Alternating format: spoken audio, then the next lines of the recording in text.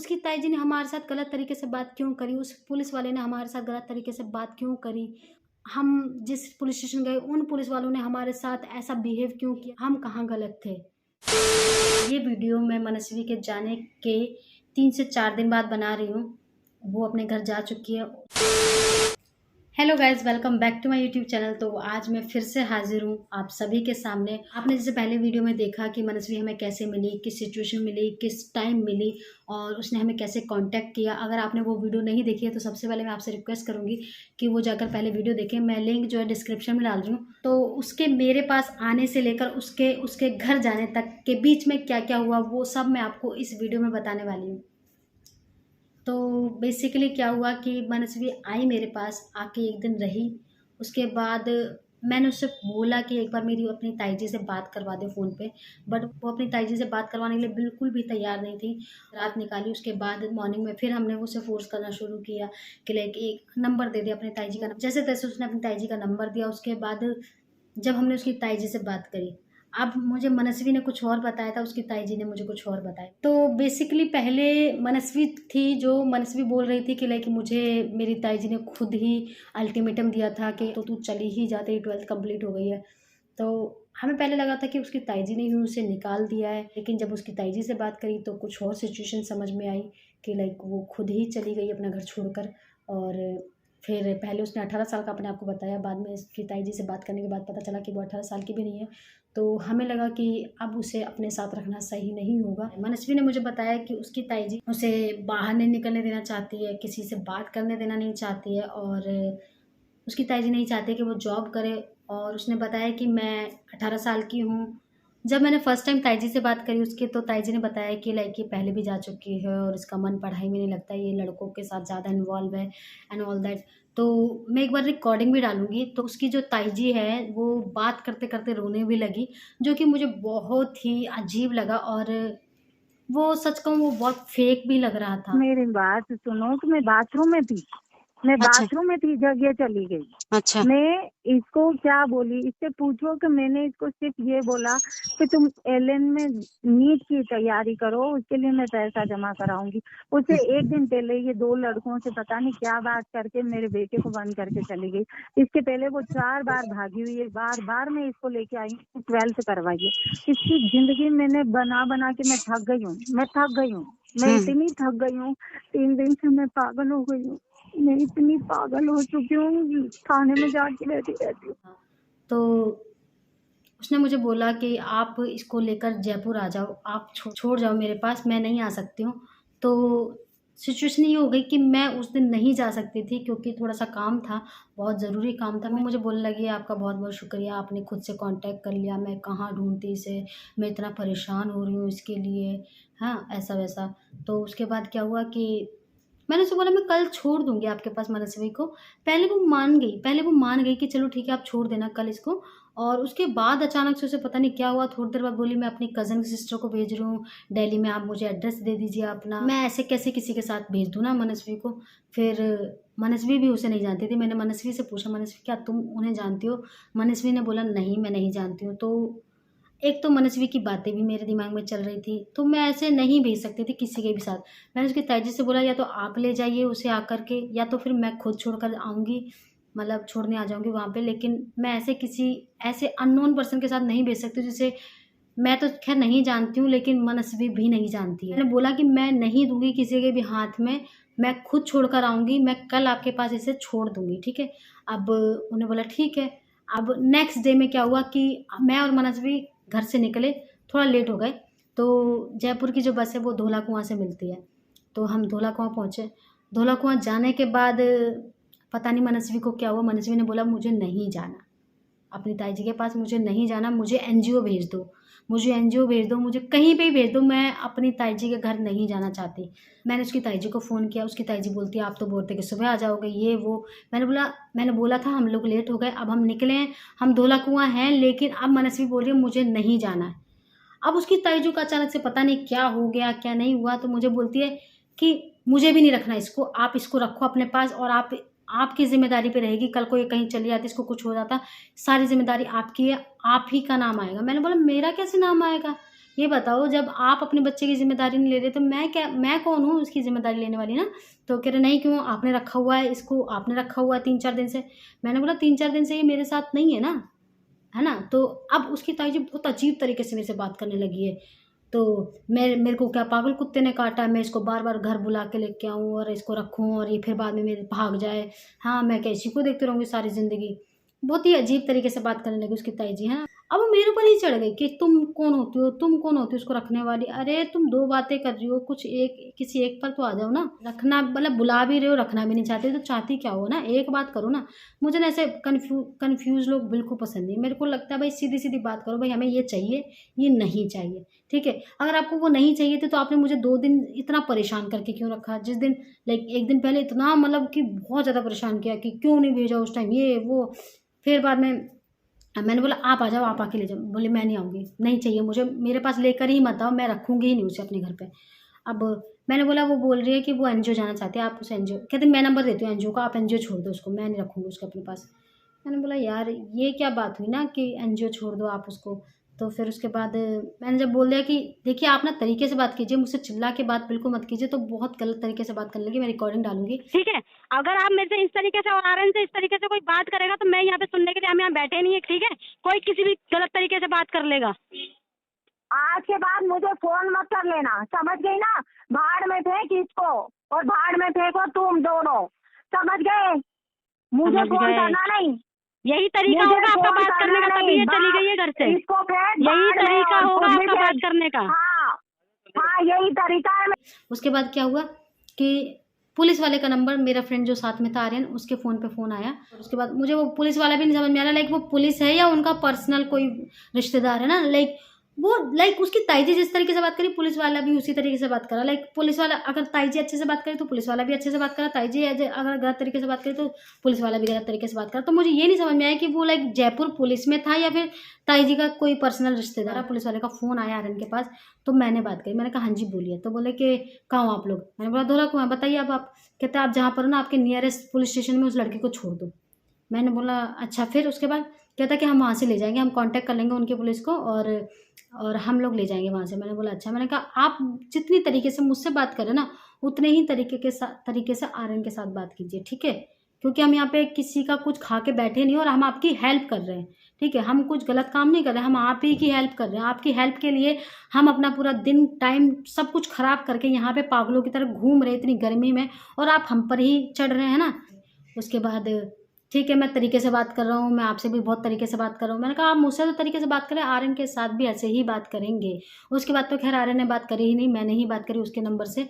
और फिर बात आई पुलिस स्टेशन की। जाने के बाद मैं पुलिस स्टेशन, अब हम उसे धौला कुआं से वापस ले आए अपने एरिया में, मेरे एरिया में जहाँ पर मैं रहती हूँ। उसके बाद जो मेरे घर के नियरेस्ट जो पुलिस स्टेशन लगता है, मैं वहाँ गई। अब रात का टाइम हो गया था, लाइक उस टाइम बज गए थे 7 या 8। जब मैं पुलिस स्टेशन पहुंची वहाँ पे, और वहाँ पर उन्होंने मुझे बोला कि जाके उस मैडम से बात कर लो, है ना। तो जब मैं उस मैडम के पास गई, मैंने उसे सारी सिचुएशन बताई। उन्होंने बुलाया किसी दूसरे सर को, सर एक बार सुन लीजिए। आप जब उन सर को सारी बात बताई, उन सर ने बोला आप ना वेट कीजिए, वहाँ बैठ जाइए, मैं भी आता हूँ। वो वहाँ से चले गए, वो बाहर गए। बाहर जाने के बाद 10 मिनट बाद वो वापस आए हैं, तो वो मुझे बोलते हैं कि बच्चे पता है क्या है कि ना आपको ये लड़की ना वहाँ मिली थी ना, रिठाला मिली थी, तो आप रिठाला में नियरेस्ट जो पुलिस स्टेशन है ना, उस पे जाइए आप, हमारा ना केस नहीं बनता लोकेशन के अकॉर्डिंग। तो मैंने बोला कि लाइक उन्होंने जो मुझसे बात कर रहे हैं जयपुर पुलिस, उन्होंने बोला कि आपसे बात करने के लिए आप एक बार फ़ोन पे बात कर लो। कह रहा नहीं हमारा तो बनता ही नहीं ना फ़ोन पे बात करना, हमारा कहाँ बनता फ़ोन पे बात करना, जब वो लड़की हमारे एरिया में नहीं आती हमारे ना, हम अपने पास कैसे रख लें, आपको ना वहाँ जाना पड़ेगा। मैंने बोला ठीक है। हम वापस रिठाला गए, तो जयपुर पुलिस वालों ने हमें कांटेक्ट करके बोला, जब हम वहाँ से निकले अपने मेरे नियरेस्ट पुलिस स्टेशन से, मैंने उन्हें बताया कि मेरे पुलिस स्टेशन वाले नहीं रख रहे, मेरे नियरेस्ट जो पुलिस स्टेशन था। उन्होंने बोला तो आप एक काम करो कि जहाँ पे आपको मिली थी ना वहाँ ले जाओ, अगर वो लोग रख लें तो अच्छी बात है, नहीं रखते तो हम अपने प्राइवेट व्हीकल से निकल गए हैं और मैं आपको डायरेक्ट कांटेक्ट कर लूँगा। तो पुलिस स्टेशन का कोई चक्कर नहीं है, अगर आप रख सकते हो तो रख लो अपने पास। फिर मुझे बस ये दिमाग में आया कि लाइक प्राइवेट व्हीकल से निकले हैं, कितने लोग होंगे, कहीं वो अकेले ही तो नहीं आ रहे हैं, और कहीं मैं गलत इंसान के हाथ में मनस्वी को ना दे दूँ। इसलिए मैं पुलिस स्टेशन गई कि चलो भाई वो लोग अच्छे से आइडेंटिफाई कर पाएंगे। क्योंकि रिठाला के नियरेस्ट जो पुलिस स्टेशन है, रिठाला पुलिस स्टेशन, हम वहाँ गए, वहाँ जाके बैठे। वहाँ पहले तो पहली बात तो वो पूरा पुलिस स्टेशन खाली था, तो कोई था ही नहीं उसके अंदर। हमने थोड़ा इधर उधर देखा, एक बंदा आया तो सिविल में था, तो कहता हाँ जी बोलिए। तो मैंने कहा आप हैं यहाँ पे ड्यूटी पे? तो बोले नहीं आप मुझे बताइए। तो मैंने उनको ये सारी बात बताई है। तो जब उनको बात बताई है तो बोलते आप 1 मिनट रुको। फिर वो दोबारा अंदर गए, वो फिर अपने सर को बुलाने गए। अब सर आ गए उनके। सर ने पूछा हाँ जी बताइए। मैंने उनको सारी बात बताई। अब वो सर अब वो जानकारी लेने लगे, बट वो अच्छे थे, अच्छे से बात करिए। अब उन्होंने क्या बोला, बच्चे आपको कहाँ मिली थी? तो मैंने बोला हमें मिली थी रिठाला मेट्रो स्टेशन पे, है ना। तो लाइक ऊपर मिली थी या नीचे मिली थी? ऊपर मेट्रो स्टेशन पे मिली थी या लाइक एग्जिट करने के बाद बाहर मिली थी? मैंने बोला हम नीचे से, हम बाहर घर जा रहे थे, ये रिक्शा में था, वहाँ मिली। मतलब आपको बाहर मिली है? मैंने कहा हाँ जी। 1 नंबर गेट पे या 2 नंबर गेट पे? ये देखिए। मैंने बोला कि हम अगर रोहिणी की तरफ जाएंगे तो कौन सी तरफ जाएंगे ना, इस तरफ जाएंगे तो अगर 24 की तरफ, तो 1 नंबर गेट हुआ। अच्छा 1 नंबर गेट पे मिली थी, तो 1 नंबर गेट पे तो ना आपका वो वाला पुलिस स्टेशन लगता है। अरे भगवान! तो मैंने बोला मतलब आपका नहीं लगता? बोले नहीं ना, हमारा ना सिर्फ मेट्रो से रिलेटेड हम लोग केस ले सकते हैं और ऐसा नहीं ले सकते। और सेकंड थिंग ना, हमारे पास कोई लेडी कांस्टेबल नहीं है, कोई फीमेल लाइक स्टाफ नहीं है, तो हम इसको नहीं रख सकते सारी रात अपने पास। उसके बाद उन्होंने बोला कि आपको दूसरे पुलिस स्टेशन जाना पड़ेगा, तो हम फिर चले गए वहाँ से। तो अब दूसरा पुलिस स्टेशन लगता है वहाँ पे नियरेस्ट, हम उसमें गए हैं। तो अब हम आए 3rd पुलिस स्टेशन, मतलब तीसरे पुलिस स्टेशन में हम गए। तो वहाँ पे क्या हुआ, हम जाके बैठे तो 2 बंदे यहाँ बैठे हैं, 2 बंदे उस साइड बैठे हैं, कैबिन सा बना हुआ था। तो पहले हम फर्स्ट कैबिन में गए, तो उन्होंने बोला आप वहाँ पे बात कर लो। हम वहाँ गए, तो वहाँ जाके सिचुएशन क्या है, हमने सारी सिचुएशन बताई। ये लड़की है और अभी 18 साल की नहीं हुई है पूरी, और ऐसे ऐसे करके आ गई है। तुम्हें कहाँ मिली है? अच्छा ठीक है, हमने इसे बता दिया। अब एक बंदे ने सब कुछ जान लिया, उसके बाद उसने किसी और को भेज दिया। अब दूसरा कोई आ गया, तो वो आया पेपर लेके, हाँ जी बताइए नाम क्या है आपका? तो पहले तो लिखा कि लाइक मेरा नाम लिखा, मेरा एड्रेस लिखा, मेरा फ़ोन नंबर लिखा, जो मेरे साथ थे मेरे फ्रेंड उसका नाम नंबर एड्रेस सब लिख लिया। अब उसके बाद ये लड़की का है, ये लड़की क्या है, लड़की के बारे में सब कुछ लिखा, नाम क्या है, नंबर क्या है, जॉब क्या है, नहीं जॉब तो नहीं, लाइक नाम क्या है, कहाँ से आई है, क्यों आई है, कितने बजे आई थी, कितने बजे निकली, इनको कब मिली हो, किस टाइम मिली हो, उससे पहले कहाँ गई थी, कितने साल की हो, क्या रीज़न है, कहाँ जाना चाहती हो। तो उसने बोला कि सब बताने के बाद बोली मुझे घर नहीं जाना, मैं एनजीओ जाना चाहती हूँ। तो उसने बोला कि एनजीओ से बुरी लाइफ कोई नहीं। तो उसने बोला कि लाइक हाँ मुझे पता है, और मेरे लिए मेरे घर में भी बहुत अच्छी लाइफ नहीं है, इसलिए मैं एनजीओ जाना चाहती हूँ। तो जब मनस्वी से बातचीत हो गई उनकी पूरी, तो उसके बाद वो वापस हमारे ऊपर आए, हमारे पास आए। अब हम लोगों से बात करने लगे, और हम लोगों को इस तरीके से डराया उन्होंने कि लाइक तुम कैसे लेके आ गए उसको, अपने घर पे क्यों लेके गए, ये वो पता नहीं क्या क्या बोलने लगे। और इस टाइम ये पता आपको 17.5 साल के, 18 साल के भी कंप्लीट नहीं, आप कैसे उसको घर ले गए?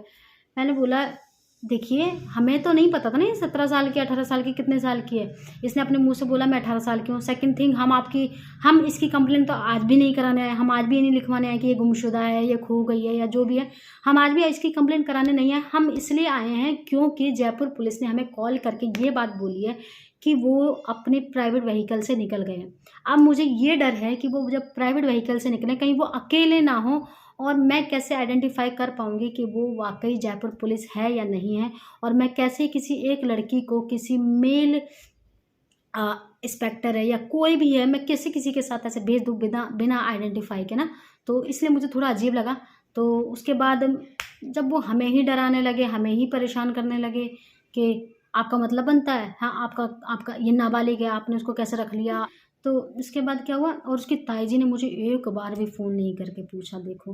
तो उसके बाद क्या हुआ कि मैंने फिर जयपुर पुलिस को फ़ोन किया कि लाइक आप अकेले आ रहे हैं या फिर मतलब लाइक लड़की की फैमिली में से कोई है। तो उसने बोला कि लड़की का भाई मेरे साथ में है। तो अब मुझे ये चीज़ की तसल्ली होगी, चलो भाई है। अब मैंने बोला पुलिस स्टेशन में, जब वो पुलिस स्टेशन वाले हमसे बार बार बोलने लगे कि आप आज क्यों लेके आए हो, आप आज क्यों लेके आए हो। जब मैंने उनको जाके बोला कि लाइक रात को 10 बज गया, 7 बजे से लेकर 10 बज गया रात को, तो 10 साढ़े 10 हो रहे थे। तब मैंने उसको बोला कि आप हमें 10:30 का टाइम हो रहा था, तो मैंने उनको बोला कि हमें घर जाना है, हमें यहाँ पे कितनी देर और वेट करना पड़ेगा और क्यों वेट कर रहे हैं, हमें ये भी बता दीजिए। तो बोलते हैं कि आपकी गलती है कि आपने उसे अपने घर क्यों रखा। मैंने बोला कि घर क्यों रखा मतलब क्या है? हमें वो रात को मिली एक दिन, उसने जिस दिन नंबर दिया उसी दिन हमने सेम डे उसकी ताई जी से बात करी। उसकी ताई जी ने बोला कि आप ले आओ। मैं सेम डे नहीं जा सकती थी। मैंने बोला आपको मैं कल छोड़ दूँगी, इसलिए मैंने पुलिस को कांटेक्ट नहीं किया, क्योंकि मुझे तो ये लगा था ना कि मैं खुद छोड़ के आ जाऊँगी। अब नेक्स्ट डे में जब मैं उसे छोड़ने जा रही थी, उसने लास्ट मोमेंट में मुझे बोल दिया कि मैं नहीं जाऊँगी। उसके बाद जब मुझे किसी ने फ़ोन करके ये बात बोली कि भाई हम उसे लेने आ रहे हैं प्राइवेट व्हीकल से, तो मुझे ये लगा कि कहीं मैं गलत इंसान के साथ इस लड़की को ना भेज दूँ, इसलिए मैं पुलिस स्टेशन आई हूँ। इसमें मेरी गलती क्या है? फिर उसके बाद क्या हुआ, मनस्वी को भेज दिया एक रूम के अंदर एक लेडी कांस्टेबल के साथ। उसके बाद हमें बिठा के रखा, आप बैठो। उसके बाद मेरा हो गया दिमाग ख़राब। मैं तो बोलना शुरू हो गई कि लाइक हमने गलती करी है। आप मुझे इनडायरेक्टली ये बता रहे हैं कि आगे से आपको कोई भी अकेला दिखे, अकेला मिले, आप उसकी हेल्प मत करिए। आप इनडायरेक्टली मुझे ये बता रहे हैं। तो पुलिस वाला बोलता है नहीं ऐसी बात नहीं है, मुझे भी कितने लोग मिलते हैं, मुझे भी ऐसे सड़क चलते लोग ऐसे दिखेंगे, दया आती है उनके ऊपर, लगता है उनकी हेल्प कर दो। लेकिन कई बार क्या होता है, हम उनकी हेल्प करने के चक्कर में खुद फंस जाते हैं। मैंने थोड़ा सा चिल्लाना शुरू किया कि लाइक हमने हेल्प करके गलती करी, आगे से कभी हेल्प नहीं करेंगे किसी की। मेरा फ्रेंड भी बोलने लगा हाँ सर आप यही दिखा रहे हैं, हमें यही बता रहे हैं कि हमने किसी लड़की की हेल्प करके रात को 11:30 बजे हमें जो लड़की अकेली मिली, हमने उसकी हेल्प करने का सोचा तो हमने गलत किया, और हम आगे से कोशिश करेंगे कि हम कभी किसी की हेल्प ना करें। तो फिर उस पुलिस वाले को भी थोड़ा लगा कि नहीं बच्चे सही हैं, और हम तो फिर उसने बोला कि चलो ठीक है मैं भेज देता हूँ आपको, लेकिन अगर हम आपको फ़ोन करेंगे तो आपको आना पड़ेगा। हमने बोला हाँ ठीक है हम आ जाएंगे, कोई दिक्कत वाली बात नहीं है। उसके बाद उसने हमारा आईडी प्रूफ लिया दोनों का और उसको स्कैन करके रख लिया अपने पास। बोला कि जब भी हम फ़ोन करें आप आ जाना। मैंने कहा ठीक है हम आ जाएंगे। उसके बाद उन्होंने हमें बोल दिया कि आप चले जाओ। उसके बाद मैंने बोला कि मुझे एक बार मनस्वी से बात करवा दो, मनस्वी से मिलवा दो। तो वो मुझे अंदर लेके गए रूम के अंदर। वो कांस्टेबल के साथ, लेडी कांस्टेबल के साथ बैठी हुई थी। मैं उससे ज़्यादा कुछ नहीं बोल पाई, और मनस्वी का चेहरा इतना उतरा सा था और दया थी उसके लिए मेरे दिल में। तो मैंने तो मनस्वी से बोला मनस्वी मैं जा रही हूँ, ध्यान से रहना और ऐसा मत करना दोबारा प्लीज़। तो बोली ठीक है दीदी, और कुछ नहीं बोली। उसका चेहरा बहुत उतरा हुआ था लास्ट टाइम जो मैंने देखा। तो उसके बाद हम वहाँ से निकल गए। निकलने के बाद मैंने पुलिस स्टेशन से बाहर आने के बाद मैंने फिर जयपुर पुलिस को फ़ोन किया कि हमने उसे रिठाला मेट्रो स्टेशन का जो नियरेस्ट पुलिस स्टेशन है उसमें छोड़ दिया है, और उसके बाद आप कब तक पहुंचेंगे। तो उन्होंने बताया कि हमें 1 बज जाएगा रात के। हम वहाँ से निकल गए।